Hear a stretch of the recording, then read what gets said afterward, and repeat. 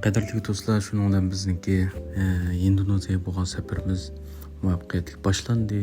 Bu jarayonlarda men oldingi san programmamizni deb aytganga o'xshash hech qanday videolarni tatmabdiman.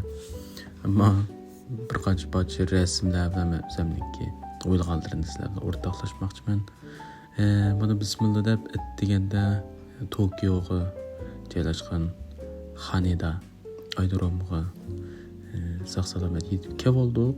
Shuning bilan ilm yaxshi tushlik tomoqni shu yerda Yaponiyaniki eng oxirgi bir vaqt tomog'ini yeyib ekanmiz.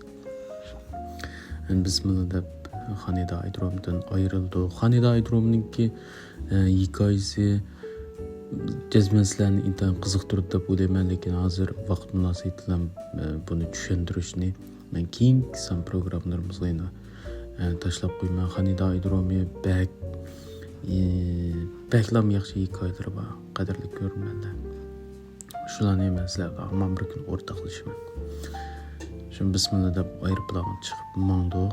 Bu ko'rinish odamning yuragini baklam larziga soldi deb o'ylayman. Tokiodan biz hozir Jakartaga oz qolgan vaqtda aeroplandagi uchish xaritasini yechib qarsam, Urumchi deb turdi.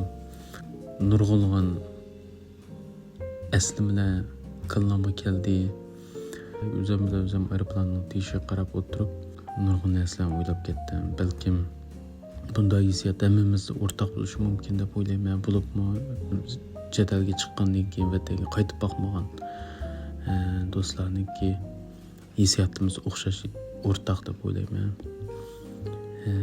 Shuning bilan biz sog'-salomat Jakartaga tushdik. Yaxshi bo'lgan yeri bu yerga tushgandan keyin men qat'iy video tatmabdiman. Undan keyin biz yotoqni oldiga berib o'rilish bo'lib qarsak, ozroq orliq bor ekan piyoda mangadigan. Shuning bilan biz chamdallarimizni so'rab safarga otlandik, piyodalik safarga. Ammo bir chatoq yer nima kelsa, bu shahar qurilishining o'zidimi piyodalar yo'li yo'q deyarlik ekanda. Shu to'xtab qolgan motosikletlarning, to'riklarning oraliqlaridan, faqat yo'l qolmaganda mashinalarning oraliqlaridan ashta qisilishib tushirib o'tib mangdi ekanmiz.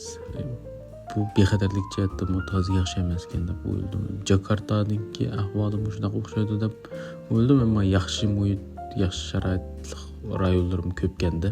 Bu biz tushgan rayonni endi yoshlarniki bir qator o'ltiraqlashgan, umumlashgan Kımang deydigan rayon ekan. Shu yerga o'rlashdik. Yotoq o'rilish bo'lgandan keyin soat 9dan keyin chiqsak, butun restoranlarni, oshxonalarni taqiydi ekan. Shu amal yo'q, tez tomoqxona, yana Hamburg bo'lkisi. Bu yerda yaxshi yeri, Yaponiyaga o'xshamaydigan yeri, xotirjam bemalol qaysi do'kon kirsangiz halol ekanda. Shu xotirjam yelar ekansiz. Shu halol Hamburgdan yeb yerlik ichimliklarni ichib, bir qo'ra ardoqlarimizni chiqarib aytgandan keyin eshikni oldiga chiqdik.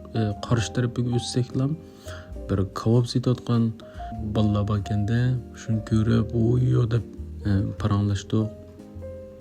Men sizlarga tunishtirishni unutib qolibman. Bu paranglashayotgan saqalliq og'inamning ismi Umid. Bu bola bek isil, bek mijoz yaxshi. O'zi Xansusimda o'qigan, ammo Uyg'urcha to'liq so'zlashga tirishchilik ko'rsatadigan bek yaxshi bola. Inglizcha, yaponcha bek yaxshi. Bo'lib yaponcha bek yaxshi.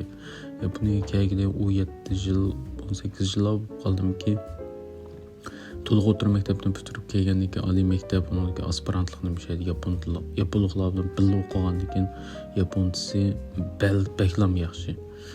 Onun üstü Yaponiyaniki shu Kansa rayonidagi Kobe shahrida turdi. Endi men keyindagi og'inamning ismi Merdan. Bu Merdan og'inam Yaponiyaga kelganda 15-16 yil bo'lib ketdi. Shu IT kasbida xizmatda bo'lib, hozir o'z oldiga eglik tiklab, bu motor so'zi qildi. Undan keyin bizniki hamkorlashgan turlarimiz bor degandek. Shu ishlarni qildi. Bu bolalarni aldirmay tushunib sizlar bu jarayonda.